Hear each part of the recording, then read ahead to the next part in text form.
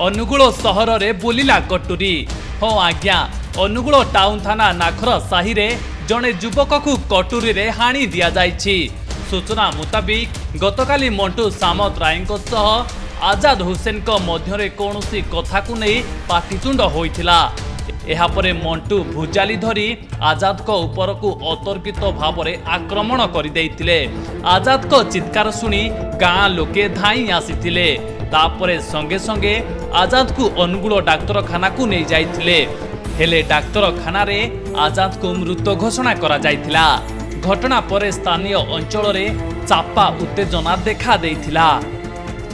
मोहम्मद सोनू जो मो भणजा आजाद Hussain jar death है सुदीप सामंतराय मंटू माने पछपटू आसिना बेकरे हाणीदेवा जो डेथ है।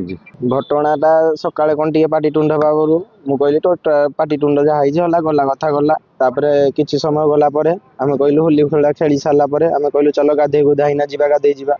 मु केनालू गाधे भाई मु कहली भाई तुम गोटे गाड़ी मु आगू जाऊँ मो सान भाई घर गाधिया नेला भाई पछाड़ू कहले चलो मु जाऊँ मो पछरे गाड़ी धरना। सी एकला थिला बेलू आमे पाटितुंड छोड़िया पूर्व एकला से थिबा पूर्व पछाड़ू मारामुरी करते कौन होमें गाधिया पहुंची जो गाधिया पूर्व कहले ना तुम भाई को एमती सेमती आसला बेलू एमती सेमती घटना शुणिलु। मेडिकल को आसला बेले दिह ब्लड फ्लड लगी एमती आसला भाई आउ नाहांती। तेबे एही घटना को नहीं पुलिस तदंत आरंभ करिछि।